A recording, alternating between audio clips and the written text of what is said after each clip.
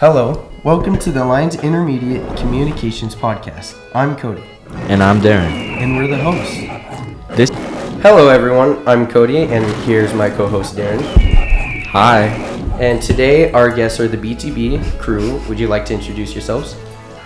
My name is Emiliano and I am the anchor for Behind the Blue. My name is Christy Quintanilla and I'm also an anchor for Behind the Blue. Hello, my name is Nicholas. You guys have probably never heard my voice, but I'm the director behind Behind the Blue. I'm Aiden Lambao and I'm the scriptwriter and co-director of Behind the Blue. Alright, cool. Thanks for being here, guys. Thank you for having us.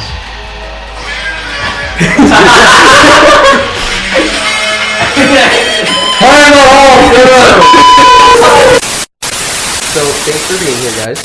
Thank you for having us. Thank you. So, So let's talk a little bit about Behind the Blue. So you're the director, right? So what goes on? You two, Nick and Aiden are the script writers. So how do you start even planning? What's step one? I mean, really, Aiden can probably describe that more. I more just kind of send him things, like Instagram posts and just kind of things happening around, talk to the ASB director and get that set up. But Aiden, you want to talk about that more? Yeah, Nick is the one who typically gathers the information that I can put into the script for the Behind the Blue episode. Certain events, we also have the form that anyone can fill out in all descriptions of our Behind the Blue videos, where if you have an event that you can recommend, you can request that we cover it. So I compile all of the events that needs to be reported for the episode, and then I try to structure it in general order. So what I like to do is that you can see this in the episodes. I try to do a recap first, and then we get to the sports segment, and then after that it's all of the upcoming events and things to look out for, and that's basically how I write the script. So you just send him events, right? And so is your main source actually Instagram for these events, or I think you have one more person that isn't here today that actually goes to these events, right? Yeah, we have a weatherman. Brendan Jerez, he's usually the one that, that kind of, we get him to go out and do that. When it comes to the things that I find to kind of send, Instagram's a really just easy way to kind of find a visual representation of it. But I do a lot of outsourcing myself. So I do ask, I talk to the ASB director, I talk to Miss Barch, I talked to Nikki, the actual ASB president, and then I also talked to Alex, who is the senior club president. So I kind of get all of these kind of things and kind of compile them just so Aiden can write the script, because that's what he is really talented at. What would be after script writing? Would that be talking to the host, or is there something before that? Once the script is made, it mainly just kind of talks, it's going into the discussion of what day do we want to have this, how do we want to have it. So it definitely does go into the part where we do talk to the anchors, and we cross our fingers and hope they read the script. I do. I'm the one that does read the script, by the way. Put that out there. So that's kind of what we hope, and then I talk to Mr. Johnson, get things set up. We also do try to send the script to admin. That way it can get approved and things like that. So let's talk to the stars of BTB. How does your side of things work? I just want to put it out there that I'm the only one that actually does read the script. They don't read the script till 5 seconds after walking through the door. And I'm the first one to watch all of the videos. No! And I'm the first one to watch all the videos in the group chat. Literally, what time was it the other day that he had put it out and I was responding at 1 a.m? Yeah, okay, so Nick was texting the group chat at 2 a.m, and then I responded at 5:32, 2 minutes after I woke up. So that means that I woke up at 5:30 and I spent 2 minutes of my time watching the video. So I'm the only one that actually does work here. If you spend 2 minutes to watch a 5-minute video. I don't know, that's just what my time said. Because look, I got upset not Carly Rae Jepsen. Okay. What's her name? So Emiliano, how is your side of things? Mr. apparently lazy, I guess, from these allegations. Yeah, Mills is very talented. Mills definitely fits the role very nicely, especially coming from kind of the replacement towards Nacho. But yeah, definitely something we have to work on is just kind of energy keeping people excited, you know, kind of making sure that both, it's a balancing game, really. Both anchors have to kind of work for each other. As we just discussed, Emiliano is within the script very slow. Sometimes we shouldn't let Aiden write the script because literally in the script it says I thrust my phone at the camera. That's the word, by the way, thrust. Maybe This is why we have you guys read the script. Okay, so yeah, it's, you know, that's a great choice of words you have there, Aiden. But so let's, you know, get to know the actual people behind it. So Emiliano, what do you do? Like, Well, outside of Behind the Blue, obviously, I'm a very quiet person. I don't, I would say I'm very social sometimes outside of school, and I enjoy doing sports. I enjoy being at school, but as soon as it's over, like, I feel, yeah, I feel better. what do you plan on doing with your life? I plan on going to a 4-year college and studying computer science. All right, Kirsty. I'm in our AFJ ROTC program. I'm in our data academy. I'm vice president for Skills USA. I like to model and take I'm better at modeling than I'm better at taking pictures. I like kicking it with my friends, and I like causing havoc, aka me popping my knuckles when Mills is trying to talk. Anyways, after high school, I would like to go into a 4-year college to either study like social sciences or aviation and aeronautics to help me get into a good job in the Air Force and then serve a minimum of 8 years in the Air Force. Hopefully in admin, logistics, or human resources. So Nick, you want to pursue like film after high school, right? Yeah, I plan But on going for cinematography. I don't know about Aiden. Oh, as for me, I'm very well versed in the digital arts. Obviously, I take a lot of pride in being a part of data and putting a lot of effort into my projects. I've started to think about pursuing a career in just the digital arts in general, leaning more towards like script writing, actually writing the story, or editing, because I'd be fine with that, because a lot of the creative writing process, in the end, what I like to do is like, I want to tell a story at the end, and what I do beforehand helps me achieve that goal. All right, so when you guys first found out that you guys got the job of the host, how did you feel? Were you excited? I was really excited. I watched a Brill do it for like, a year, 2 years, and that was really cool. I also really like being behind the camera. I have a natural I am a people person. I feel like I have a really good TV personality. Also, it could have just been a way to get me like exposure and like known around school. I feel like I wasn't really like, I had like a really small group of friends, and it kind of really sucked, so I feel like being on BTV can also help people know who I am. Emiliano, are you nervous behind camera? Because Christy says that she feels very natural. I wouldn't say nervous, more kind of just excited to see how it ends up, and excited to see how the videos portrayed at school, and then seeing people's reactions obviously helps.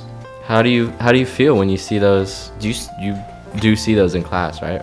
Yeah, I do. Like, and so I'll see people like be shocked that I'm there, and like they just think I'm like a good addition to Behind the Blue, so I kind of enjoy it. So for behind the blue, as you guys like to call it, how's the experience? Like, I know how you talked about the process of doing it, but how is, like, do you feel that you don't deserve enough credit being not on the screen? Definitely, at times you can definitely feel like, especially because a lot of the work that I put in, I edit almost the entire video, and I get a lot of things set up. BTB is almost like a job for me in a sense. Yes, sometimes it can be a little sad that, the director is, the title screen is the only thing that I kind of get. But to me, it's very fulfilling work. I feel very like an accomplishment, a sense of pride whenever I do it. So I don't particularly mind that people don't know who I am. It's something that I can kind of show to people that I have the experience in doing. So you also do all the editing for BTV? For the most part, yeah. Unless we have somebody else that can help with general editing, for the most part, I do kind of fixing the audio, any color corrections that need to be done, And then also any of like the sports, the Weatherman segments, those are me as well. So you described it as a job. Is it taking like very long hours? About how long does it usually take?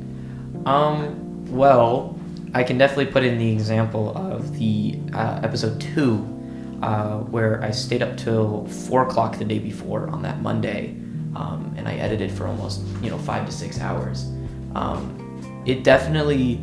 It can be very intensive, especially because I do try to mediate the work with other people, but I'm trying to kind of slowly transition them. So I do end up doing a lot of the work still, which definitely, it's a lot. It's, just editing alone is a couple hours, and thinking that we're going to have an episode every week for 3 weeks now, or, for 3 weeks straight, that's over 20 hours just editing, and that doesn't include sending text messages to people, doing court candidate shooting, things like that. How long have you been doing this? Well, Nick and I have been in Behind the Blue for a while now, ever since last year. We were the only 2 people who applied to the Behind the Blue interest form, and with the seniors last year, we were the only 2 juniors that really ended up taking up the mantle and like watching what they were doing, knowing that we were going to be part of the new team this year. And we got into it, I want to say like 2 or 3 months into last year, and then we slowly were, like Nick said, he wanted to slowly incorporate the new UPs, and that's kind of what happened with us. More and more time. Nick himself, though, he was kind of like just thrown into it, like helping with filming and editing, like kind of from the get-go. But then as time came in more and more, we started attending more of the filming sessions in the room next door, where all the magic happens, where we have like the news desk and everything. Mm-hmm. And then eventually the last episode of Behind the Blue last year was made entirely by us, except for the filming the shots, but all the editing, the script, the way it was structured, it was pretty much us. And I think that's just a token of how much far we've come. And I would like to say, though, I think it was definitely interesting. They incorporated Aiden a lot later, because I think they were just a bit apprehensive when doing the script. But yeah, kind of how Aiden was speaking. I mean, basically, the second they were like, hey, you're part of BTV, the day after I was told I need to go film a volleyball game. So, but yeah, both of us have been working very hard since last year. It's still, we were still trying our best to be as included as possible. Both of us, That's cool. So, you mentioned shooting for the court candidates. Was that today, right? Yeah. How'd that go?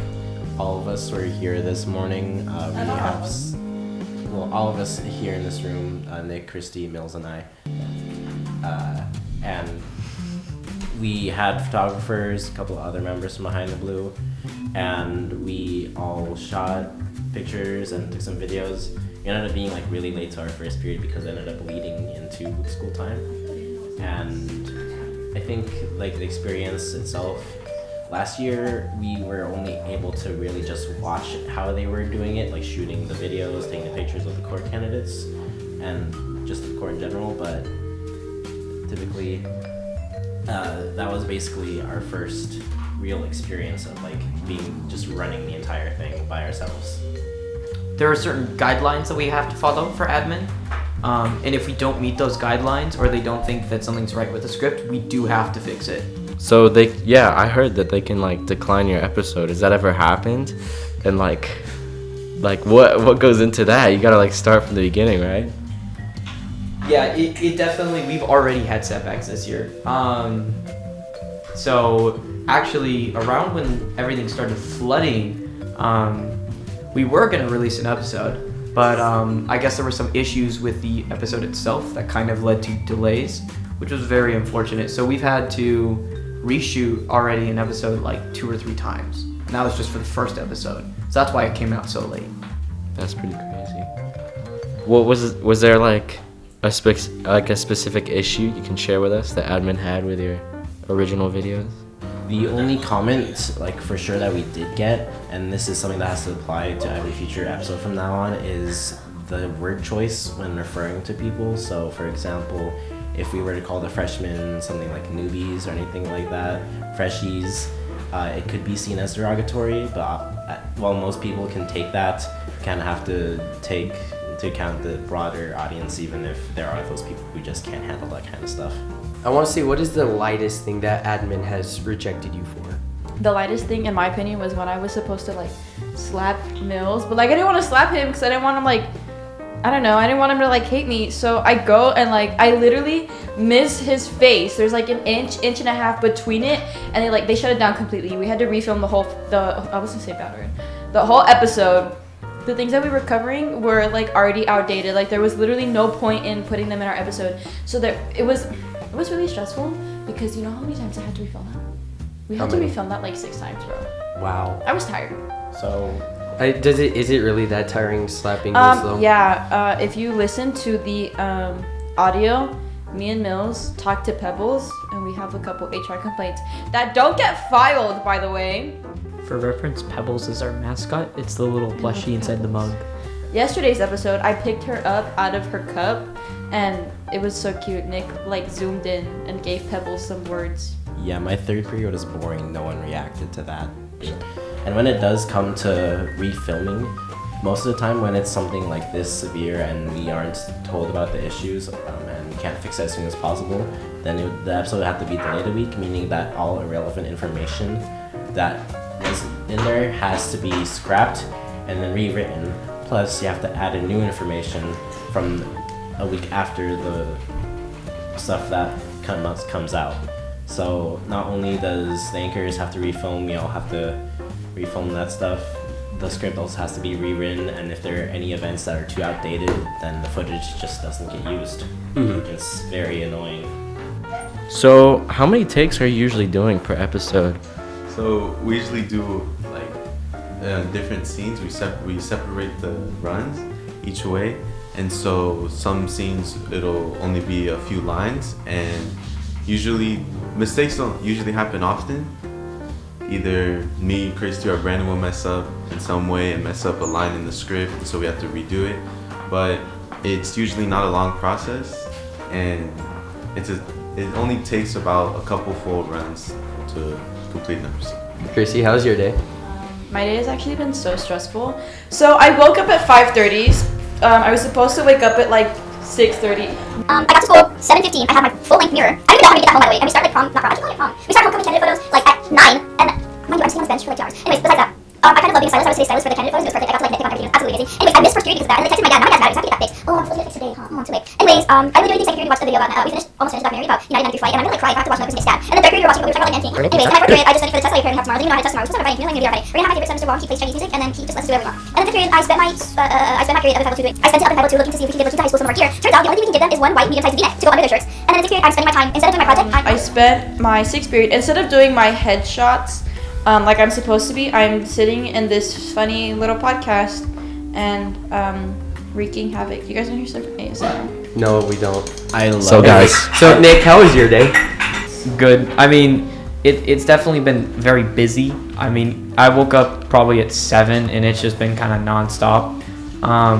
But that's usually how most of my days run. It's usually, you know, the second I wake up, it's just kind of like I got a million thoughts in my head, and I gotta organize things and get things running. But I mean, I'm very proud of our shoot. It was definitely nice to be able to do something like that. And Aiden, how's your day? Well, it's a day like any other where I get like 6 hours of sleep, even though I have to stay here until 9 for marching band. Yes, okay, so that the bell just rung. Thank you all for being here. Deuces. Thank you for having us. All right. guys.